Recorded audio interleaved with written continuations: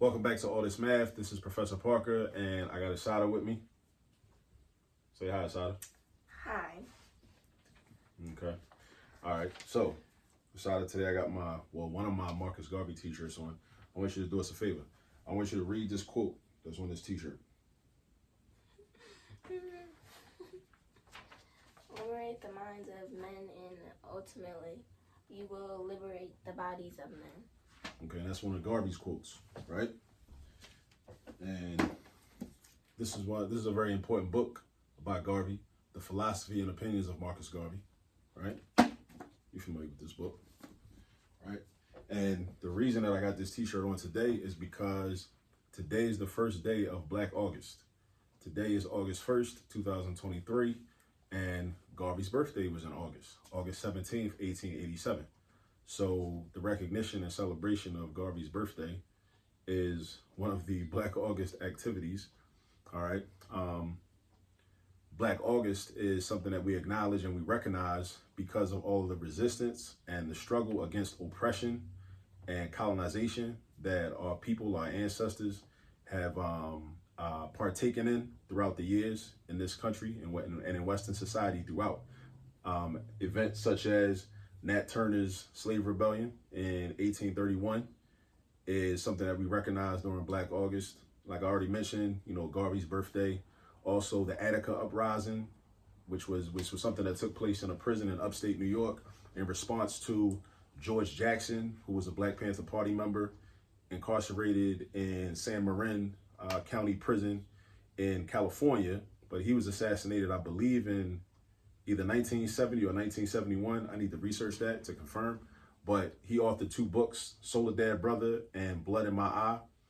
And he was connected with Angela Davis, of course, and also his younger brother, Jonathan Jackson, who attempted to free him from prison, right? He, went to San Marin County Courthouse and basically took people hostage, as a response to an act of war. His brother being taken as he saw a prisoner of war. So he said, okay, I'm taking some of your people. And also shout out to Russell McGee. Russell McGee was the longest serving political prisoner in the history of this country. He was incarcerated for 67 years, Asada. You imagine that? 67 years?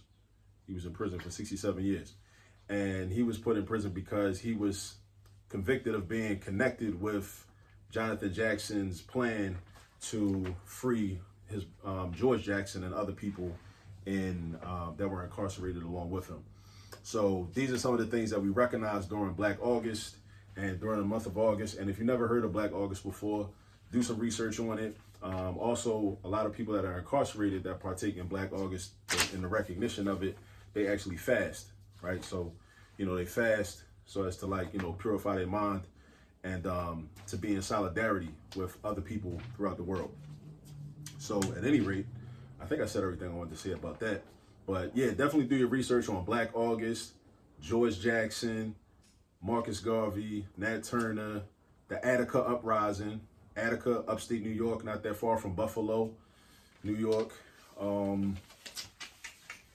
Yeah, and you'll also, when you start doing your research and go down that rabbit hole about Black August, you're going to find out about a bunch of other stuff too. All right, now, let's get into the math. Now we're doing problem number 8. So read number 8 for the people. What you waiting for? Read number 8. Chuck cut an entire length of rope into 28 pieces, each 1.5 feet long. What was the length of the rope before Chuck cut it? All right, so Chuck. When I hear the name Chuck, I think of Chuck is short for Charles, right? It's a nickname for somebody named Charles. Miss, we're doing a video right now. It's not time for all that. Anybody worried about your eyebrows? I am. All right, so anyway, I think about Charles Drew. You know who Charles Drew was? No. Okay, so that's somebody I got to teach you about. I got to put you on to who Charles Drew was. I think of Charlie Parker, also musician Charlie Parker. I got to tell you about him as well. But at any rate, read the problem one more time because it's a word problem. And I always say this, read word problems at least 3 times. At least 3 times. And we read it once. So read it for the second time. That's funny. Chuck cutting a light. Excuse me. That's funny. No, it's not funny. Yeah, that's funny. Chuck cut an entire length of rope into 28 pieces, each 1.5 feet long. What was the length of the rope before Chuck cut it? All right, so imagine Chuck has and I wish I had a piece of rope because that would be helpful right now. If I had a piece of rope, I would hold an actual piece of rope. It's always good to, like, if you can, use what we call manipulatives, like the actual tangible, like actual objects. So if your child might be like a tactile learner is a person that learns better when they get to touch and feel different things, right? All right, you having fun? All right, so turn around, look at the board. All right, look at the board. All right, that's the camera. This is the board. All right, look at the board. Okay, so yeah, so Chuck cut the rope into pieces. How many pieces did he cut it into? 28. So 28 pieces. All right, so that's important information that we would write down if we were working this out on paper. So 28 pieces, and each piece is how long? 1.5 feet. 1.5 feet long. All right, so and what is the question that we're trying to answer? What is the length of the rope before he cut it? What was the length of the rope before he cut it? Yeah, that. Right? Because he cut it, right? He cut it into smaller pieces, the 28 smaller pieces. So the question is, how do we figure this out? So there are a lot of ways we can figure this out, right? What we could do is just say, okay, if each piece is 1.5 feet, right? And there are 28 of them, we could just, if we wanted to, we could just add 1.5 plus 1.5 plus 1.5. We could do that 28 times, and then come up with the answer. These 3 dots are called an ellipsis. You know what an ellipsis means? An ellipsis means that this continues. It's a pattern that continues. Understand? That's what an ellipsis is. 3 dots, ellipsis. All right? Now, we could do it that way, but since I said 28 times, that indicates multiplication, right? So we could do 1.5, actually 28 times 1 1/2. All right? That's one way to do it. Now, if I was doing this mentally using mental math, I would use the distributive property, which would look like this. So I would have 28, and I would take this 1.5, and I would break it down into 1 plus 1/2. 1 plus 1/2. And then I would distribute the 28 to the 1. Asada, what's 28 times 1? 28. So that would be equal to 28. And then what's 28 times 1/2? Or what's 1/2 of 28? 14. 14, right. You're good at your multiplication facts. So 1/2 of 28 is 14. So then we just add 28 plus 14. That was What does 28 plus 14 equal? 28 plus 14. 42. 42. I would do 20 plus 10 to get 20. Then I would do 8 plus 4 and get 12. 20 plus 12. Did that the other way. No. 20 plus 10 is 30. 20 plus 10 is not 20. 20 plus 10 is 30. 8 plus 4 is 12. 30 plus 12 is 42. So that means that originally the length of rope was 42 feet. It was 42 feet. Now that's one way to do this problem. All right. Let's do it another way. So I broke it down. Let's start with the same original expression or equation. 28 times 1/2 equals an unknown value, right? So what if I wanted to convert this into these into fractions? I can convert 28 into a fraction. If 28 is a fraction, what is miss? Just go on that side. 28 is a fraction. What does it look like? The 28 was a fraction. Yeah, what does it look like? How do you turn a whole number into a fraction? That's the question. 2 over 8. I mean, not 2 over 8. 2 is the whole because that's in the 10. How do you turn a whole number into a fraction? You put a 1 in the denominator. So this is going to become 28 over 1. Multiplication sign. How do you turn 1.5 into a fraction? How do you turn a mixed number into a fraction? 3 over 2. How'd you do it? So the 1 equals 2. The 1 does not equal 2. That 1 equals 2. It doesn't equal 2. How? 1 times 2. You do 1 times 2, which is 2, and then you add 1, you get 3. 3 over 2. That's how you do that. What? How does 1 equal 2? How is 1 the same thing that's as how 2? you got the whole number 1. I'm converting this into a improper fraction. How does 1 equal 2? How is 1 the same thing as 2? Next thing you're going to tell me that 5 is equal to 18? It is. These kids, you spend too much time on TikTok. 3 over 2. All right, so look, now we can multiply straight across, right? So we got 28 over 1 times 3 over 2. What's 28 times 3? You know what 28 times 3 is? Don't say it. 78. Close. 20 times 3 is 60. 8 times 3 is 24. What is 60 plus 24? What? What's 60 plus 24? 84. So the product of these numerators is 84. What's the product of the denominators? 2. Thank you.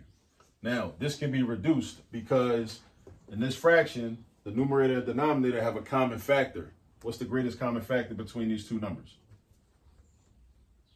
2. It's 2. So to reduce the fraction, you're going to divide each of these by 2. What's 2 divided by 2? 1. So that turns into a 1. What's 84 divided by 2? 42. That's pretty good. That's impressive. So you got 42 over 1, and 42 divided by 1 is just 42. So once again, we get 42 feet, right? Now I'm going to do this one more time. Right? We're going to multiply, except we're going to cross cancel, or what I like to call the Malcolm X method, right? Keeping with Black August, Black radical tradition, protest, right? So we're going to incorporate Malcolm X into this, right? So watch this. So I got 28 over 1 times 3 over 2, and now I'm going to cross cancel because 28 and 2 have a common factor of what number? What's the common factor of 28 and 2? 2.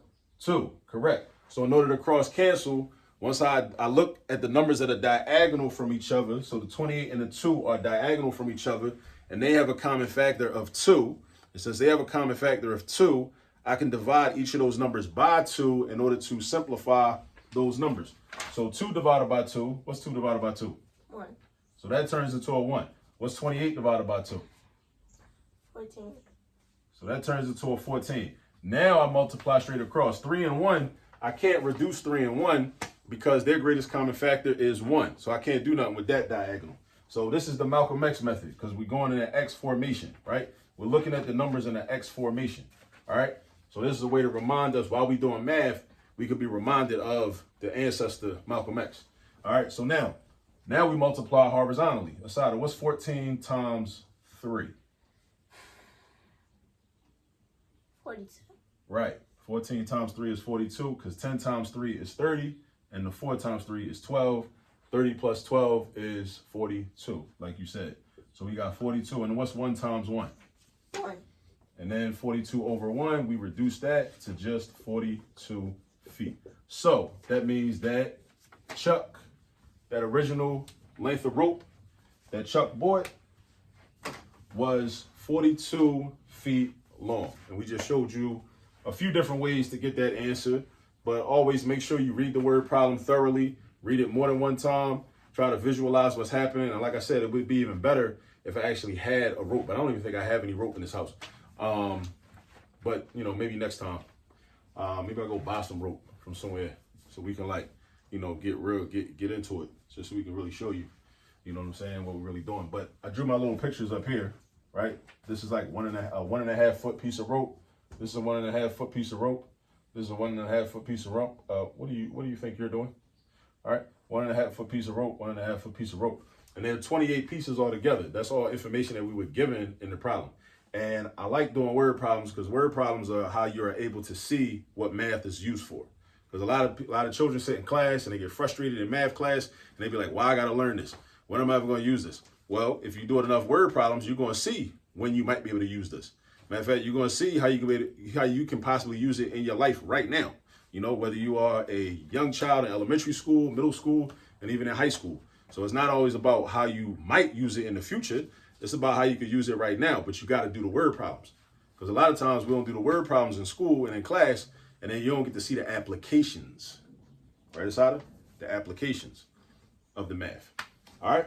So Make sure you subscribe to the channel.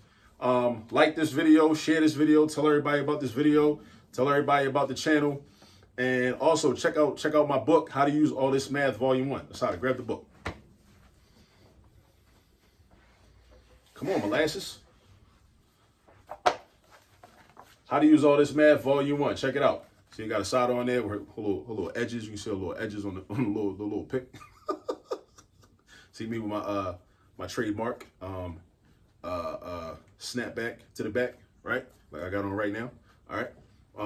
But anyway, yeah, check this out. It's on Amazon right now. How to Use All This Math, Volume 1, where I'm showing you how to take everyday activities and use those to teach your children arithmetic and algebra.